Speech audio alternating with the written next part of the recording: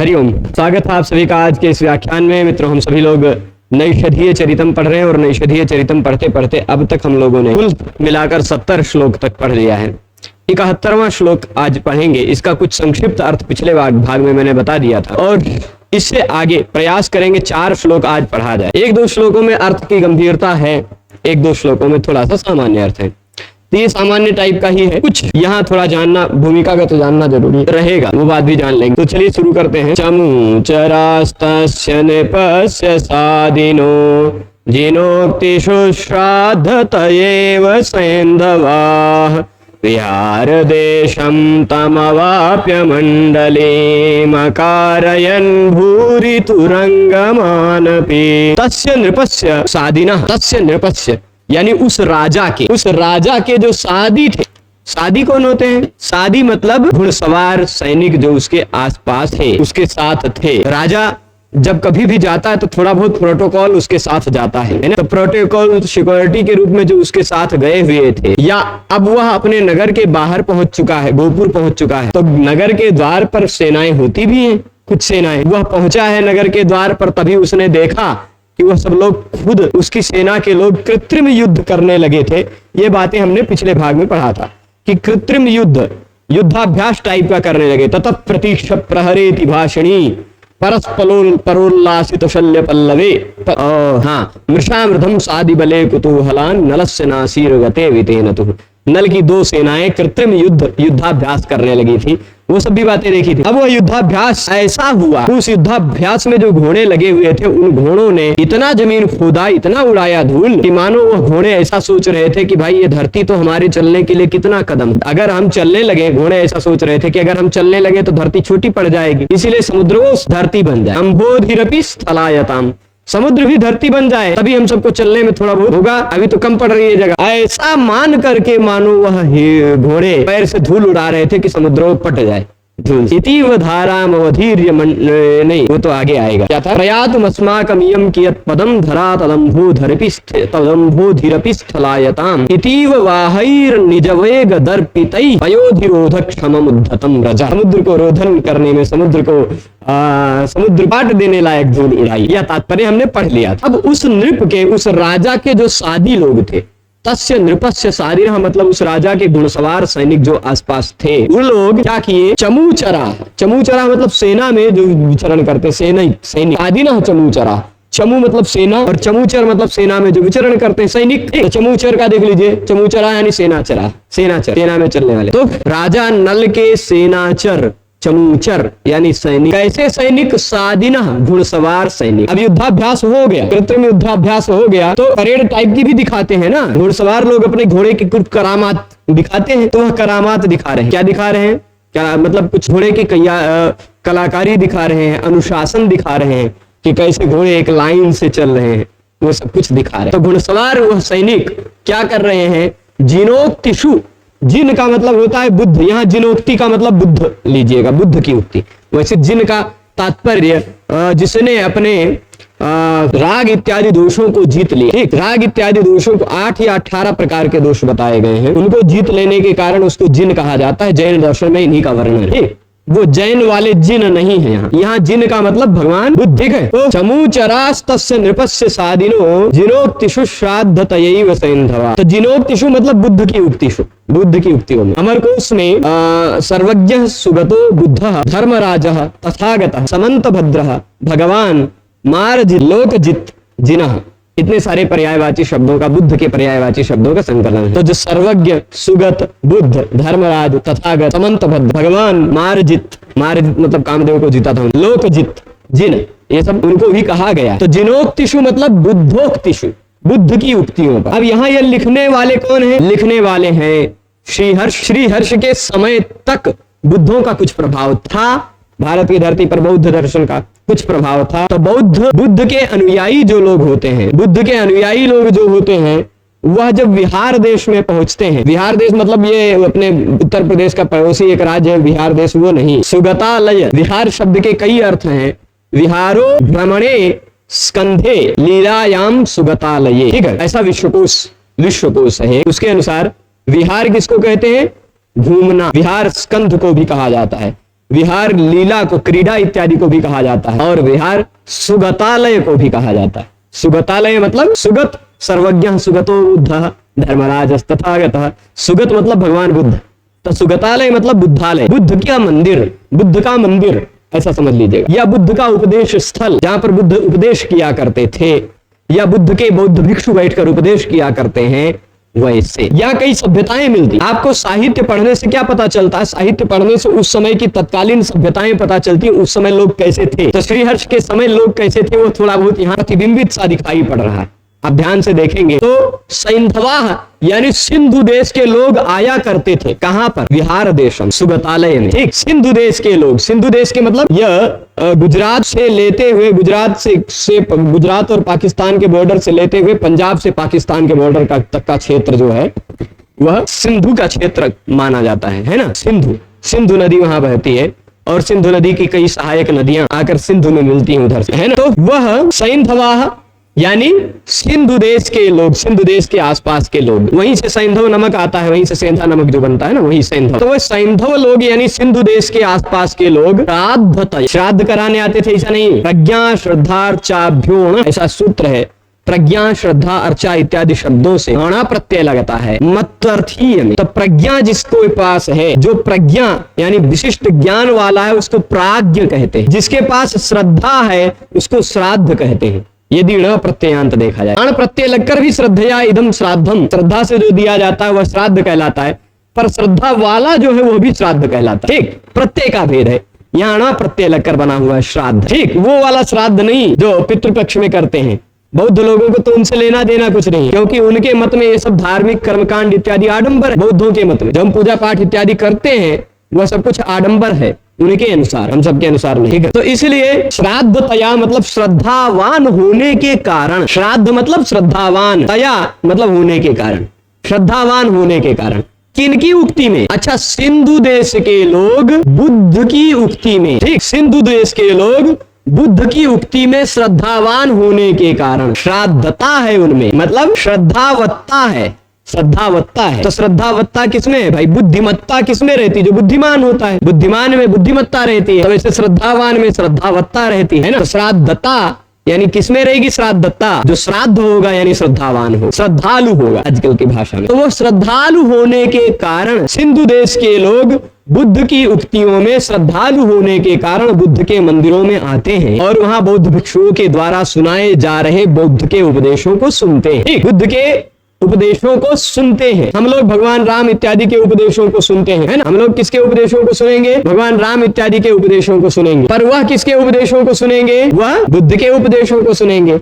हम लोग भगवत गीता भगवान श्री कृष्ण के उपदेश को सुनते हैं। ऐसा नहीं है कि कुछ अलग है, बस हम में और बौद्ध में केवल इतना अंतर है कि वह वेद निंदक है, हम वेद समर्थक, केवल इतना ही। आप कहेंगे कि भगवान बुद्ध स्वयं भगवान के अवतार थे, तो और भगवान ने स्वयं वेद लिखा या भगवान ने स्वयं अपने निश्वास से वेद को प्रकट किया, तो भगवान स्वयं अवतार लेके वेद की निंदा काहे करने लगे? कहने लगे वेद में जो कहा गया है सब आडंबर है। ऐसा क्यों कहने लगे? मन में भ्रांति होगी कि नहीं? इसलिए आजकल के जो नवबौद्ध लोग हैं ना, नए नवेले, वो लोग कहते हैं हमारे भगवान बुद्ध वो भगवान के, तुम्हारे भगवान के अवतार नहीं थे। ठीक है, पर वास्तविकता है वह अवतार थे। और आजकल के लोग जो बौद्ध हैं वो लोग कैसे प्रजाति के लोग हैं? आसुरी प्रजाति के लोग। मतलब देखिए, प्रत्येक ज्ञान पर व्यक्ति का अधिकार होता है, पर वही जानकारी, अभी जैसे मान लीजिए हमारे देश में परमाणु हथियार कहाँ रखा है, यह परमाणु हथियार कहाँ रखा है, परमाणु हथियार बनाने का तरीका यदि किसी अच्छे व्यक्ति के हाथ में चला जाए, कोई अच्छा व्यक्ति उसका जान जाए तो सुरक्षित रहेगा। पर कहीं वही आतंकवादी के हाथ में चला जाए तो सत्यानाश कर देगा। तो वेद में ऐसी बहुत सारी चीजें हैं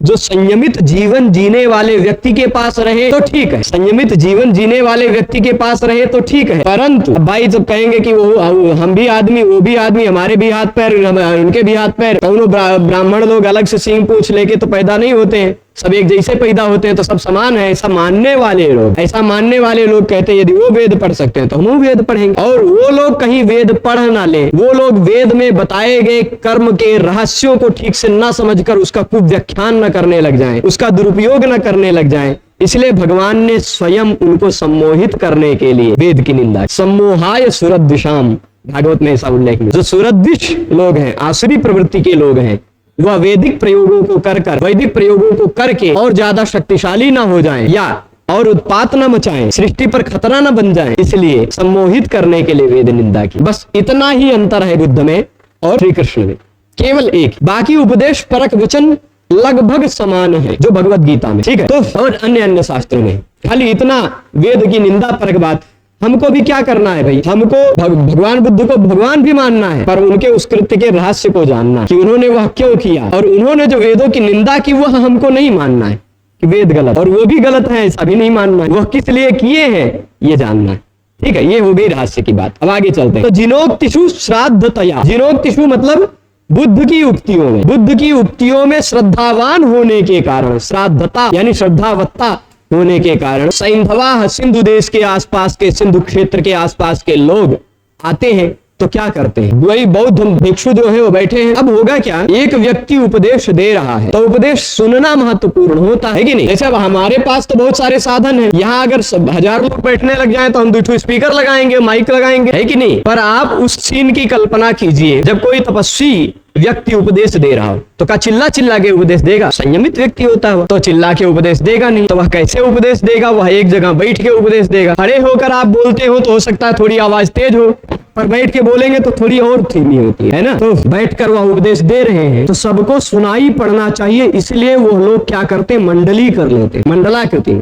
जहां वो बैठे हैं ना उसी के चारों तरफ गोल घेरा बनाकर बैठ लेते, तो सभी लोग उतनी ही दूरी पर है, सबको आवाज सुनाई पड़ेगी। अब दूसरी लाइन लगानी है तो दूसरी लाइन भी मंडलीय आकार में वैसे को। इस तरह वो सिंधु देश के लोगों की सभ्यता थी। सैंधवा यानी सिंधु देश के लोग, अब फिर से ध्यान से देखिएगा, सिंधु देश के लोग बुद्ध की उक्तियों में श्रद्धावान होने के कारण विहार देशम तम अवाप्य, उस विहार देश को प्राप्त करके, विहार देश में पहुंचकर यानी सुगत के मंदिर में पहुंचकर। विहार देश का 2 अर्थ लिया जाएगा यहाँ पर।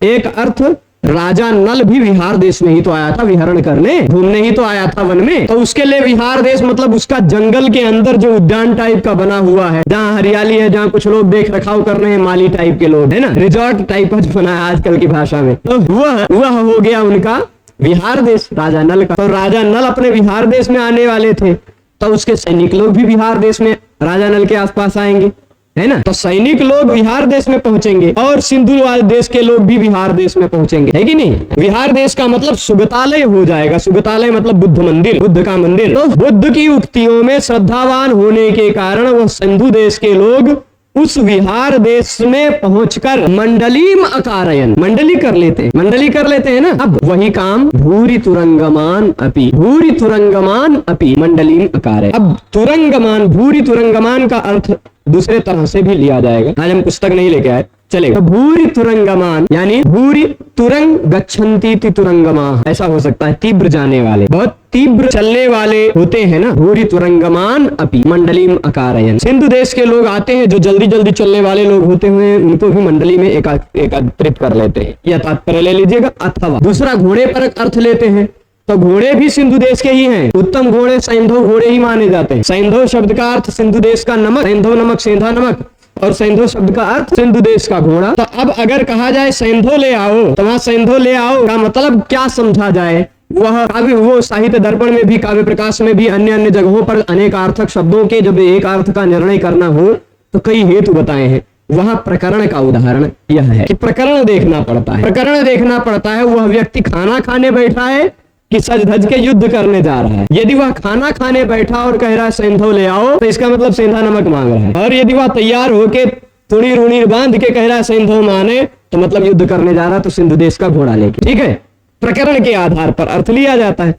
तो सैंधवा यानी वो सिंधु देश के वो घोड़े थे। तो भूरि तुरंगमान अपि, हाँ, सैंधवा मंडलीम अकारयन, वो घोड़े भी मंडली बना लिए, मतलब अब युद्धाभ्यास चलते चलते वो लोग घेरा बना लिए। कैसे घेरा बना लिए, अब जिन उक्ति श्राद्धतया इव, जिन शब्द का अर्थ किसी तरह नल भी लेंगे क्योंकि वह विजयशील था, तो मानो वो सारे घोड़े नल के आसपास आकर इसलिए मंडली बना लिए कि उनकी उक्तियों में वो श्रद्धा करते हैं, कुछ मानो सुनने आए। जिनोक्तिषु श्राद्धतया एव ते सादिनः तम अवाप। अच्छा वो सादिनः है मतलब उसके घुड़सवार हैं, उसके घुड़सवार लोग हैं, वो श्रद्धा घोड़ों में नहीं है, उनमें श्रद्धा। भाई राजा आया है तो कुछ कहेगा, तो उसकी उक्ति में श्रद्धा होने के कारण क्या कहेगा, क्या आदेश देगा, इसलिए आए और मंडली कर लिए। ठीक है। भूरी तरंगमान, अभी ढेर सारे तुरंगम थे, ढेर सारे घोड़े थे, फिर भी उन्होंने मंडली बना लिए, घेरा बना लिया। कहा? उस बिहार देश में पहुंचकर। यह तात्पर्य दोनों तरह। ठीक, एक बार इसका हिंदी के आधार पर देख लेते हैं, कुछ हो सकता है हमसे कोई बात छूट रही हो।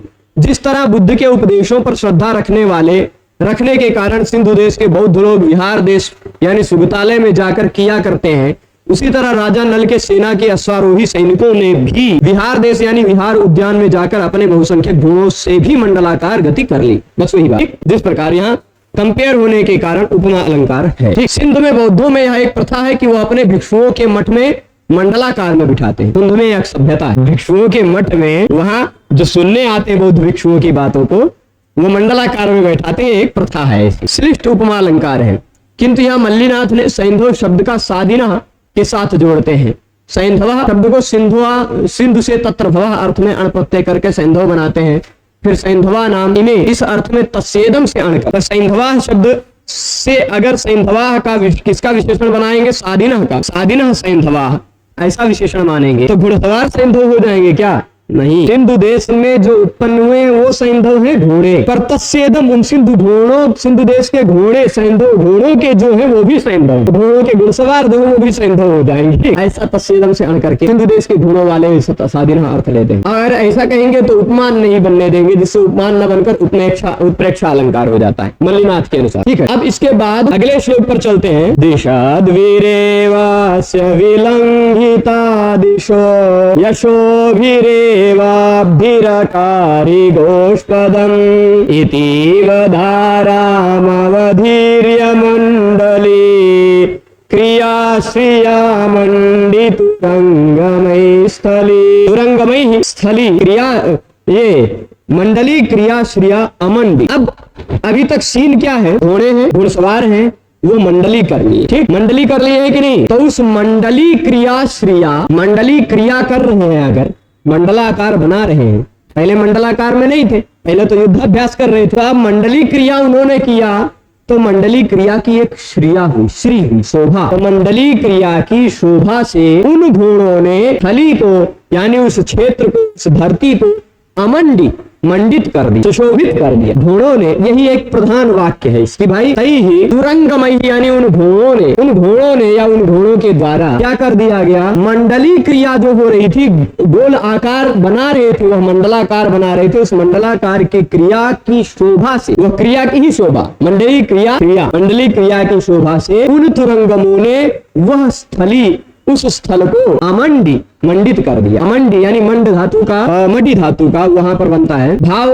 कर्मवाच्य में लुंग लकार, तुरंगमयी ही अमंडी, तुरंगमयी ही कर्मवाच्य का करता है। ठीक है, तो अब क्यों घोड़ों ने उस धरती को ही मंडित किया? क्यों? संभावना है इसलिए कि वो सोच रहे हैं कि अब हम इसी जगह को सुशोभित कर रहे हैं, दौड़ेंगे नहीं। क्यों? घोड़ों की क्या सभ्यता होती है? घोड़े अगर दौड़ते हैं तो दिशाएं लांघ जाते हैं। दक्षिण दिशा में चल गए तो दक्षिण दिशा का समुद्र तक पहुंच जाएंगे, पूर्व दिशा में चले तो छोर तक एकदम से चले जाएंगे, है ना, कोलकाता के पास तक।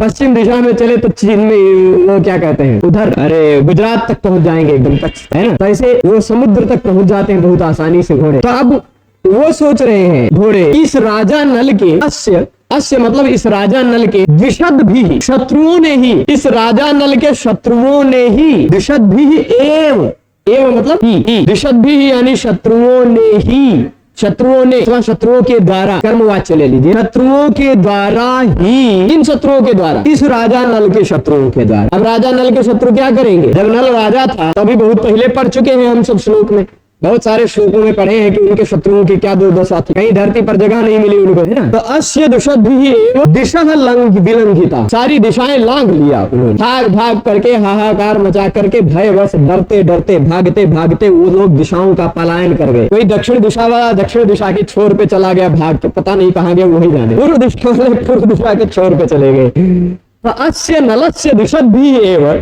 इस नल के शत्रुओं के द्वारा ही दिशाओं का लंघन कर लिया गया, तो हम सब काहे दिशाओं का लंघन करें? ऐसा घोड़ों ने सोचा। जब शत्रु लोग ही कर लिए वो काम, तो हम लोग करेंगे क्या? नया यश मिलेगा, कौन सा नया काम करेंगे? तो वही पुराना काम हो जाएगा, है ना। तो अब दिशाओं को लांघ जाना और समुद्र को भी लांघ जाना। अब घोड़ों से, घोड़े ऐसा कह रहे हैं कि हाँ, घोड़ों से किसी ने पूछा, कहा हो घोड़े जी आप लोग की मंडली काहे बना रहे हो, यहाँ मंडली बनाना तुम लोगों का काम है क्या? तो घोड़े कह रहे हैं कि भाई जब शत्रु लोग ही दिशाओं को लांग जाते तो हमारे लांगने से भला क्या फायदा है ना। तो वह व्यक्ति पूछने वाला कहेगा एक काम करते तब आप समुद्र में लांग जाते। वो लोग भाग करके समुद्र पार करके जहाज के सहारे को दूसरे टापू वापू पे गए होंगे, समुद्र में लांग जाते आप लोग। तो ये क्या कहते हैं कि अस्य इस राजा नल के यशो भी ही, इस राजा नल के यश ने ही, यश के द्वारा ही अब्धि ही यानी समुद्र, इस राजा नल के यश के द्वारा ही समुद्र गोष्पदम आकारी गाय के खुर के बराबर कर लिया गया। गाय का खुर देखा है क्या आपने कभी? बरसात के समय कच्चे रास्ते पे चलिए और गाय भैंस चराकर जो लोग लौटे हो शाम के समय है ना, तो कच्चे रास्तों पर उनके खुर के चिन्ह बन जाते हैं। या गौशाला भी आज भी है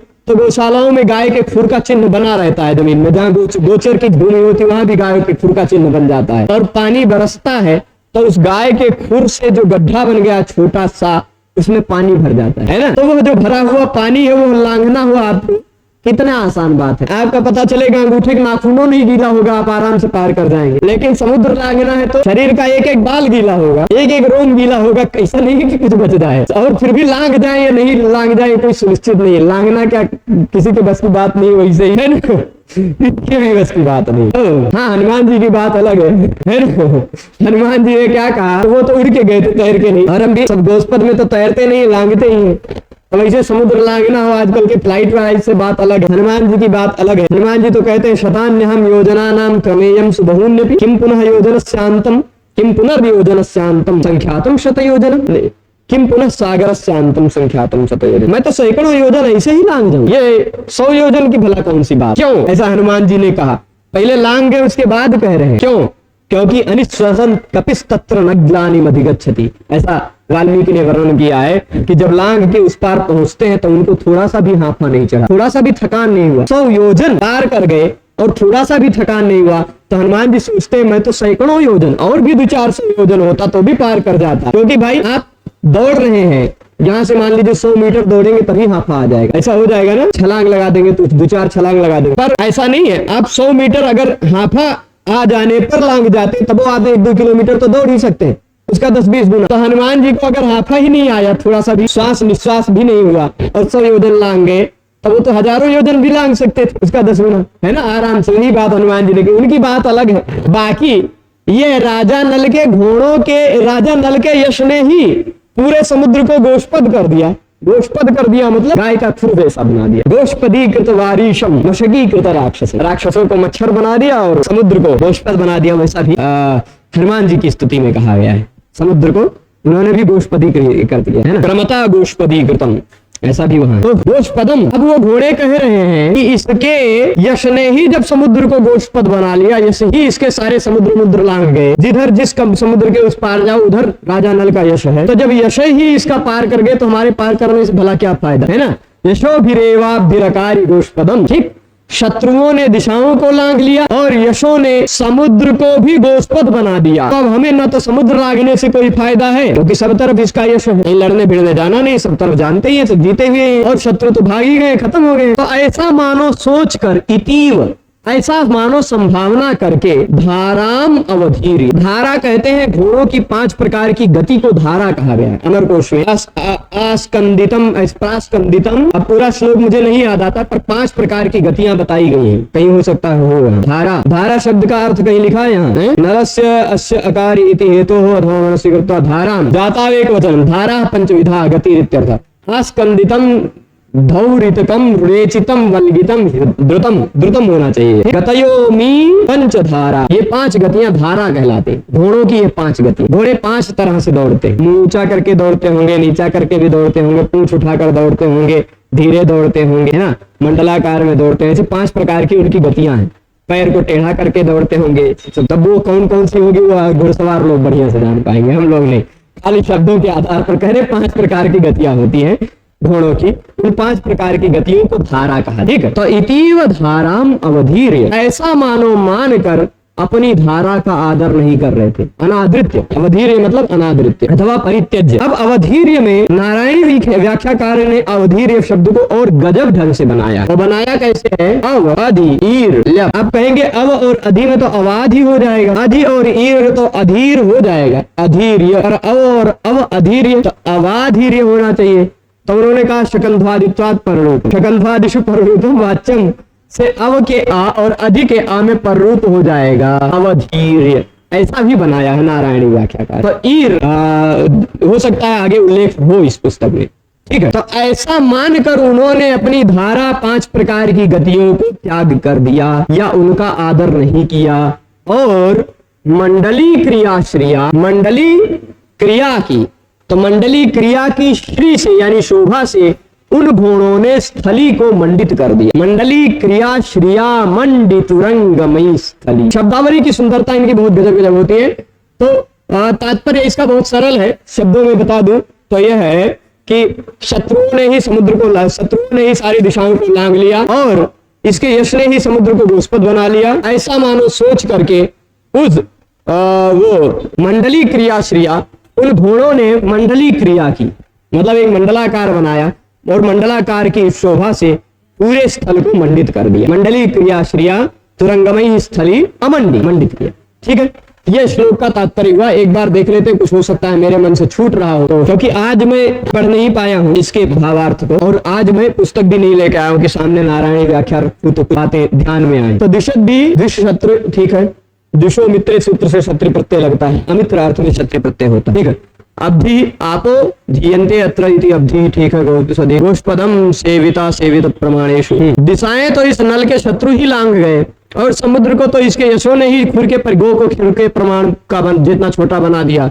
इस कारण मानो घोड़े विविध चालों को छोड़कर गोल चक्कर काटने की क्रिया की रमणीयता से ही इस विहार स्थली को शोभित कर रहे थे। वैसे तो घोड़ा स्वभावतः मंडलाकार में दौड़ रहे थे, लेकिन कभी कल्पना यह है कि सीधा दौड़े तो कहां दौड़े, सभी दिशाओं में शत्रु दौड़ गए थे और समुद्र तक तो यश चला गया था। नया अक्षुण्ण प्रदेश रहा ही नहीं जो बेचारों के चक्कर ही लगाना पड़ रहा है। इस तरह यहाँ उत्प्रेक्षा है, मंड और मंडी में 6 का अनुप्रास भी है। ठीक है, और कोई बात इसमें विशेष नहीं। अगला श्लोक देख लेते हैं। अचीकर चारुहयेन या भ्रमीर निजात पात्रस्य तलस्थलेन लः मरोत्किमद्यापि नता सुशिक्षते वितत्यवात्यामय चक्र चंक्रमान। शब्दावली बहुत बढ़िया रखते हैं, चक्र चंक्रमान, वितत्यवात्या, है ना। चलिए, चारु हयेन या भ्रमी अचीकरत। भ्रमी मतलब अब घोड़े क्या कर रहे हैं, मंडलाकार बना के घेरा बना रहे हैं ना, 2 श्लोक में वही तो पढ़ा हमने अब तक। घोड़ा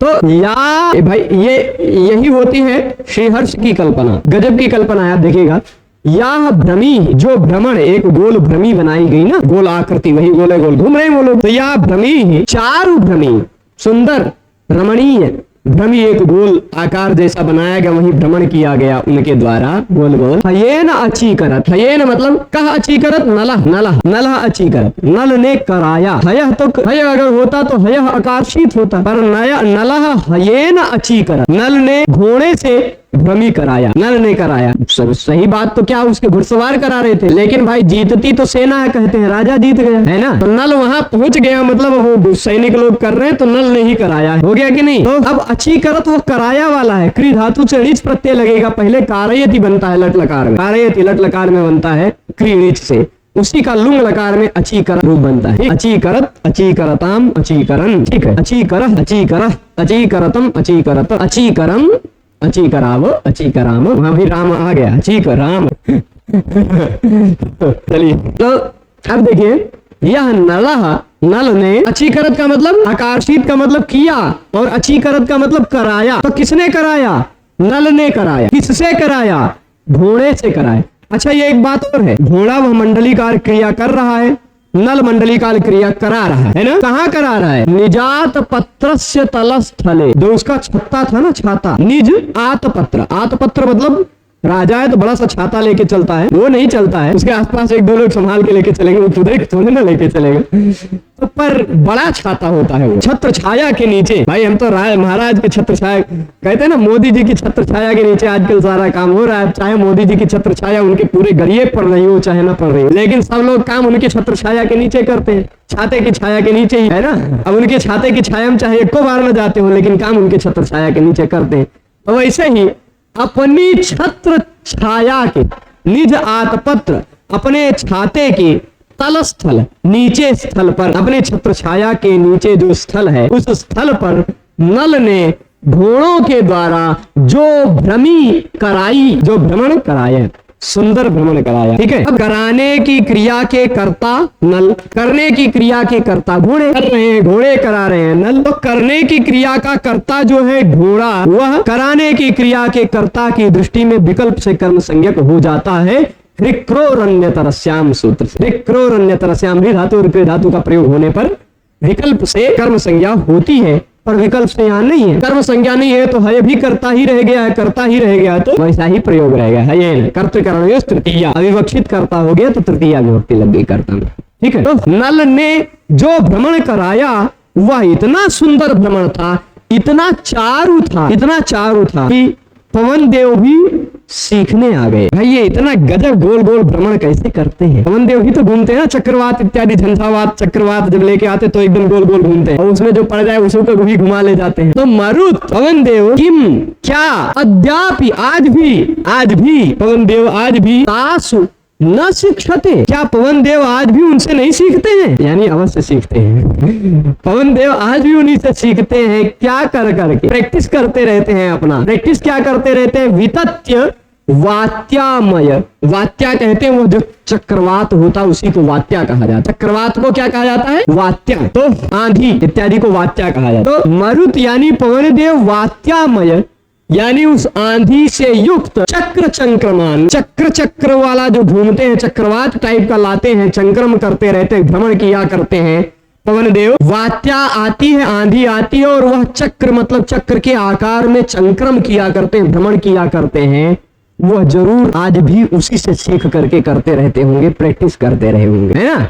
कि वह वही वात्यामय चक्र चंक्रमान वितत्य, वितत्य मतलब विस्तृत करके, वह अपने उस चक्रवात को विस्तृत करके, चक्रवात का फैलाव बढ़ा करके वही सीख रहे होते हैं। यहाँ कवि यह कहना चाह रहा है, खाली संभावना है कि पवन देव का चक्रवात भी उतना गजब गोल में नहीं घूमता है जितना गोल में वो लोग घूम रहे थे। यह तात्पर्य है कवि का, लेकिन कवि ने गजब ढंग से कह दिया। अचेतन जो चक्रवात होता, चक्रवात खुद सोच के थोड़े ना आता है, वो सोचता थोड़े ना, वो तो चेतन नहीं है, उसमें चेतना नहीं। तो वह अचेतन जो चक्रवात है वो भी सीख रहा है, उन घोड़ों से, ऐसी संभावना की। इस कारण यहाँ उत्प्रेक्षा अलंकार। ठीक है, तो भाव इसका भी समझ ही गए होंगे, जल्दी से एक बार बता देता हूँ। यहाँ देखिएगा, चारु इस शब्द को भ्रमी का विशेषण बनाकर सम्यक मनोहर अर्थ लिया है, किंतु विशेषण होने पर चारु या चारवी रूप बनना चाहिए था, अतः हमने क्रिया विशेषण ही बनाया। क्रिया विशेषण भी नारायण ने माना है और उसका भी विशेषण बनाया। आजकल स्वभावतः वायु द्वारा उठाए जा रहे बाउंडरों पर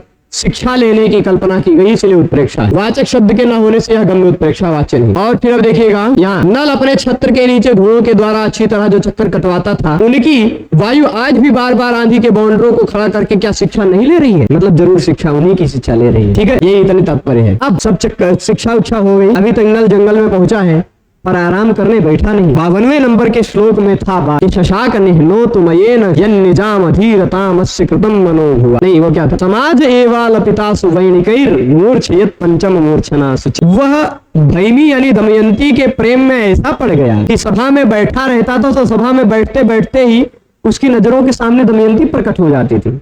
याद आते आते इतना गजब खोया रहता था उसमें, रात भर सो नहीं पाता था, बिस्तर पर उलट पलट करता रहता था। और सुबह उठता था, सभा में बैठा है, सभा में कुछ कार्यवाही चल रही, पता चल रहा है उसको भैमी की याद आ गई। भैमी कहाँ हो, आ जाओ, ऐसे बोलने लग जाता। तो ये कह के बोलता था, वो किसी तरह छिपा ले जाए, उसी को छिपाने के लिए वो जंगल में गया था कि भाई यहाँ रहेंगे, किसी तरह उसको भूला जाए, किसी तरह थोड़ा अलग हो जाएंगे सबके बीच से। समाज में रहेंगे तो पोल खुल जाएगी, समाज से थोड़े से अलग हो जाए तो कुछ अपनी बात छिप जाएगी। तो वह अभी तक जंगल में पहुंचा ही नहीं, लगभग 20 श्लोक आगे बढ़ गए। अभी तक घोड़ों की सुंदरता, घोड़ों को आज्ञा देना, घोड़ों का दौड़ाना, घोड़ों को नगर से पार कराना, नगर से पार कराने के बाद युद्ध को, कृत्रिम युद्ध का वर्णन करना, फिर चक्र चंक्रम करना, वही में इतना सारा श्लोक बीत गए। घोड़े की सुंदरता का वर्णन ही इन्होंने 7 कुलक में किया, 7 श्लोक के कुलक में। कैसा वह घोड़ा था, किस प्रकार के घोड़े पर वो बैठे, वो घोड़ा कैसा था, ऐसा बताने के लिए 7 श्लोक लिख डाल बीच में, है ना। तो अब चलिए उनको जंगल में बैठा देते हैं ना एक जगह, अभी बेचारे वैसे ही है। तो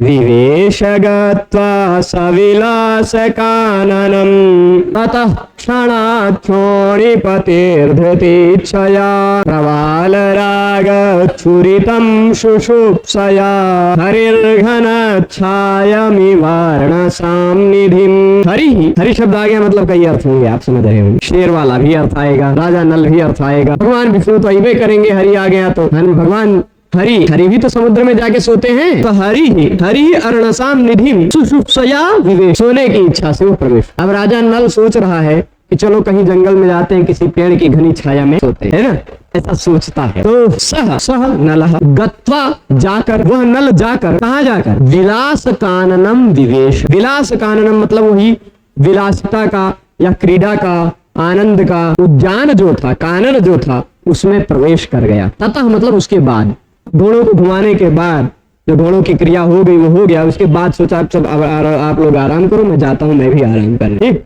दोपहर के समय में थोड़ी बहुत नींद आती है, और वृक्षों के नीचे वन में बगीचे में हो, छांव में हो तो और बात है ना। तो ततः उसके तुरंत बाद क्षण भर में ही, ये देखिए कितने गजब शब्दावली। क्षणात तो क्षोणिपति, क्षोणिपति ही वो पृथ्वीपति भूपति राजा नल, वो भूपति राजा नल। उसके बाद समझिएगा कर्ता से शुरू करते हैं, ठीक है। क्षोणिपति, वह क्षोणिपति मतलब राजा नल, पृथ्वीपति, धृतिच्छया धैर्य की इच्छा से, क्योंकि उनका धैर्य तो समाप्त हो चुका था, है ना। जो एक श्लोक में 40 से 50 के बीच में किसी एक श्लोक में कहा था, यदस्य पौष्पैरपि धैर्य कंचुकम, फूल के बाणों से भी कामदेव ने उसके धैर्य रूपी कंचुक को विदीर्ण कर दिया था, यानी वो धैर्य रहित हो गया, है ना। तो अब धैर्य था नहीं उसके पास, सोचा कहीं अब धैर्य मिले, धृति धैर्य की इच्छा से वह सोचा छांव में कहीं, है ना। ततः उसके बाद क्षण भर में ही वह राजा नल धैर्य की इच्छा से जा करके, वह राजा नल जा करके विलास काननम, उस क्रीड़ा वन में, उस उपवन में प्रवेश कर गया। एक क्षण भर में जाकर वह प्रवेश कर गया। कैसे वन में प्रवेश किया? विलास काननम कीदृशम विलास काननम, तो कहते हैं प्रवाल राग छुरितम विलास काननम। प्रवाल कहते हैं नए नए पत्तों को, प्रवाल कहते हैं वैदूर्य मणि को। संभवतः राहु या केतु किसी का एक ग्रह है, ग्रह का रत्न है, ठीक, उसको प्रवाल कहा जाता है। राहु का है कि केतु का है, तो एक मिनट देख ही लेते हैं, बता देते हैं प्रवाल क्या है। प्रवाल का मतलब एक पल्लव तो है और एक वैदूर्य मणि कहा जाता है। उसका यह मुझे शब्दावली पर्यायवाची शब्द के अनुसार पता चल रहा है, कई वैदूर्य मणि कहा जाता, पर वो वैदूर्य क्या है? 9 रत्नों में से, 9 प्रमुख रत्नों में से एक रत्न है, वह हो सकता है प्रवाल। वीणा दंड प्रवाल, मुक्ताथ विद्रुमः पुंसी प्रवालम पुण्य पुंसकम रत्नम मणिर्द्वयो रस्म जातौ मुक्तादिके पिच। अच्छा, मोतियों के अर्थ में भी प्रयोग होता, मूंगा अर्थ में भी प्रयोग होता प्रवाल का। और प्रवाल का अर्थ लता, उद्गम, अवरोह, पराल, पल्लवांकुर, पल्लव, किसलय, वल्लरी, मंजरी, ये सब प्रवाल के अर्थ में प्रयुक्त होते हैं। पर प्रवाल के रूट स्प्रोट कोरल चलेगा। कोई रत्नों में से एक रत्न भी है यह प्रवाल, लाल कलर का, थोड़ा सा लालिमा लिया हुआ होता। राहु और केतु में से किसी एक का ग्रह जो हल्का सा लालिमा ले रहा हो। अब हम बहुत ज्यादा, क्योंकि ये सब अभ्यास में नहीं रह गया, ज्योतिष विद्या, रत्न विद्या, ये सब 2008 के बाद छोड़ दिए। तो लहसुनिया और गोमेद में एक बार देख लीजिएगा, संभवतः मुझे गोमेद जैसा कुछ लग रहा है। तो प्रवाल राग 2 अर्थ आएगा। पहला, प्रवाल का मतलब पल्लव, पल्लव नए पल्लवों को, किसलय को प्रवाल कहा जाता है। नया जो पल्लव निकला रहता है उसको प्रवाल कहा जाता है। तो उस प्रवाल के राग से जो छुरित है, फैला हुआ, प्रवाल के रंग से भरा हुआ या विचित्र है, पूरे सब तरफ उसके ही रंग भरे हुए हैं। जिस कानन में, उस कानन में वह प्रवेश किया, ठीक है, उस कानन में वह प्रवेश किया। किस लिए? सुषुप्सया। अब नए नए ताजे ताजे पत्तियां का अगर राग फैला हुआ उसमें, यानी घनी छाया होगी, ये उसी से पता चल जाता, स्वयं पता चल जाता कि घनी छाया होगी, उसमें आराम से सो सकेगा। तो सुषुप्सया सह प्रवाल राग क्षुरितम, प्रवाल राग से भरे हुए या फैले हुए उस विलास कानन में प्रवेश कर गया। ठीक, ऐसे प्रवेश कर गया जैसे हरि प्रवेश करते हैं। कहां पर प्रवेश करते हैं? घनत छायम। अब घनत छायम का 2 अर्थ है। घनी छाया है जिसमें, वह घनत छाया। राजा नल घनत छायम विलास काननम विवेक। राजा नल कहां पहुंचे? उस विलास कानन में पहुंचे जो घनी छाया वाला, जो प्रवाल राग से क्षुरित था, प्रवाल के राग से विचित्र, ठीक, घनी छाया वाला भी था और प्रवाल राग से भरा हुआ भी था, और अर्णसाम निधि भी था। अर्णसाम निधि मतलब अर्ण कहते जल को, हो सकता है वहीं आसपास कोई जल निधि भी रहा हो, कोई बढ़िया सरोवर तालाब भी रहा हो, क्योंकि जब क्रीड़ावन होता है वो क्रीड़ावन के आसपास कोई अपना पर्सनल स्विमिंग पूल टाइप का एक जलाशय बना के रखते हैं राजा लोग। तो अर्णसाम निहिम, उसके आसपास रहने के कारण हवा और ठंडी आती है और सुकून देने वाली हवा रहती है। ठीक है, तो घन छायम शब्द का भी दो अर्थ है, घनी छाया वाला अथवा घन यानी मेघ की छाया वाला। भगवान विष्णु समुद्र में जाते हैं सोने, तो वहां उस समुद्र में किसकी छाया रहती है? घन की। मेघ की तो छाया रहेगी घन। और वह घन की छाया कैसी है?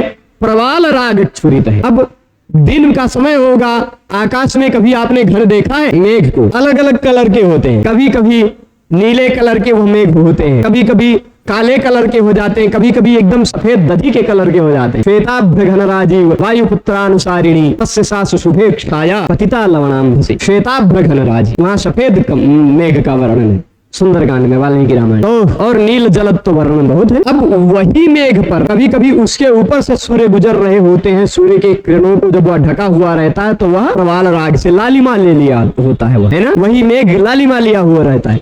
तो प्रवाल राग क्षुरितम घन छायम, प्रवाल राग से भरे हुए घन की मेघ की छाया में जैसे हरि समुद्र में घुस जाते हैं सुषुप्सया सोने के लिए, वैसे वह भी सुषुप्सया सोने के लिए विलास कानन में प्रवेश किया। इसमें और अर्थ है, उनको भी विस्तार से और पढ़ते हुए इस श्लोक को पूरा किया जाएगा अग्रिम व्याख्यान में। आज के इस व्याख्यान में ही रोकते हैं। सभी लोग जुड़े रहे उसके लिए बहुत बहुत धन्यवाद।